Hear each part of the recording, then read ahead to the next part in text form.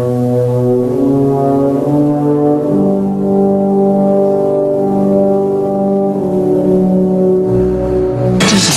those wonderful toys. I can't wait to show you my toys.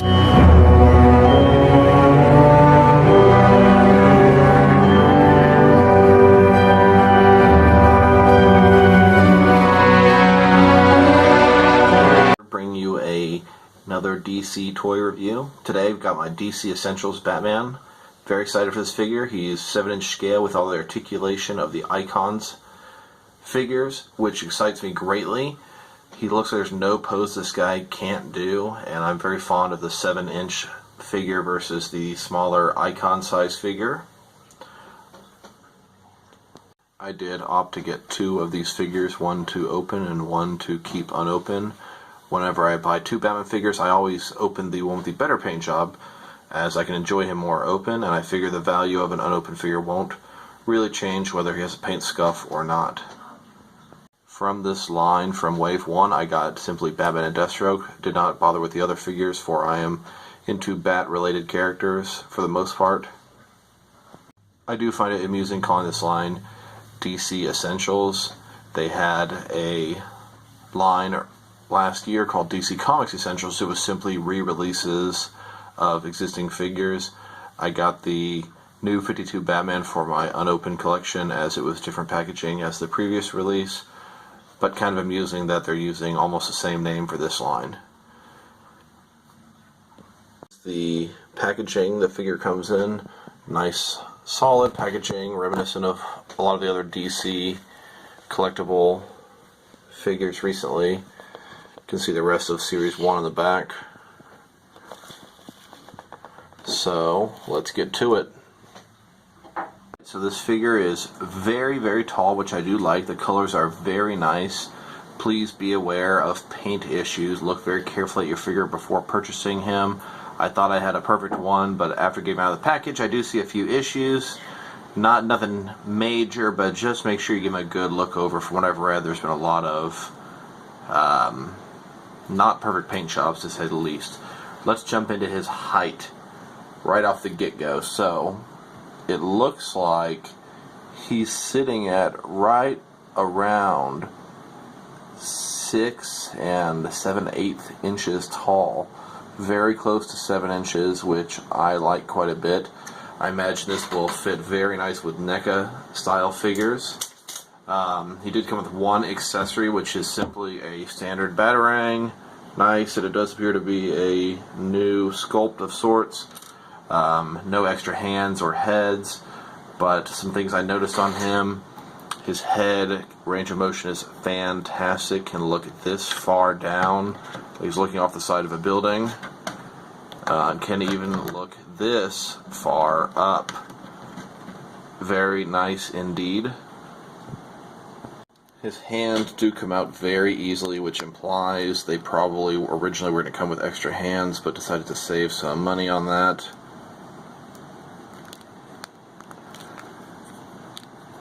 Hands move all the way around as well as up and down.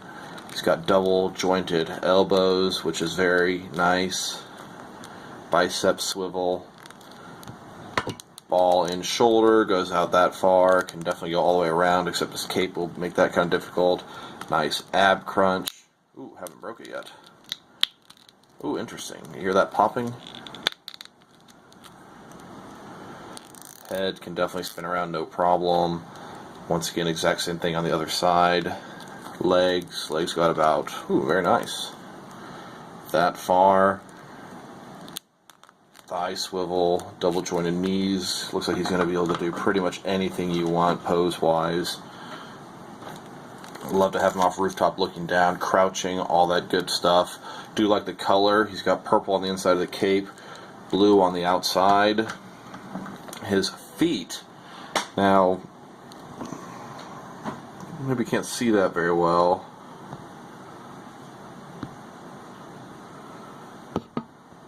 Now his feet, I would say, do not have ankle rockers like you would expect. It has a joint that kind of goes up and down, but you cannot tilt them from side to side very easily. If you do move that joint to the side and then straighten his foot out, yes, it will do that, but I do not believe that is how it's intended to be used. So, no actual ankle rockers on this guy, which will help with stability. A little bit difficult making him stand up at times. So, what do you say we do some size comparisons?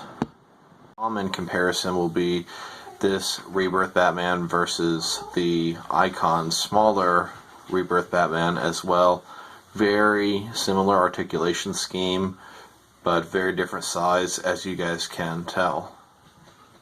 Now here he is compared to the Multiverse Rebirth Batman.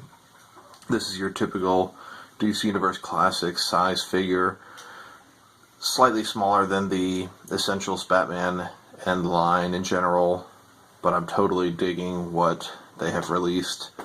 It is similarly scaled to the Arkham figures. Here you can see him compared to two of the DC Direct and DC Collectibles Arkham figures. To the left, the Arkham Asylum Batman, almost the exact same height, maybe a hair shorter, not counting the ears, than the Essentials Batman. And on the right, you've got the Arkham Knight Batman. This is arguably the largest 6 to 7 inch scale Batman they've ever made, perhaps with the exception of the DC Cinematic Armored Batman, who's super huge. But very nice, healthy size figure this Icon's rather Essentials figure is, compared to some of the Diamond Select Gotham figures, and as you can see, they are still a little bit too tall to be with him. Here is the Batman compared to a few different NECA figures. You can see they scale up nicely together.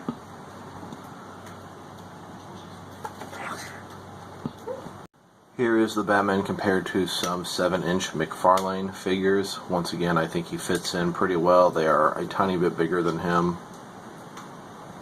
Here he is with some Diamond Collectibles civilian type figures from various lines. Once again, they seem to scale pretty well, but they are a tiny bit larger than him.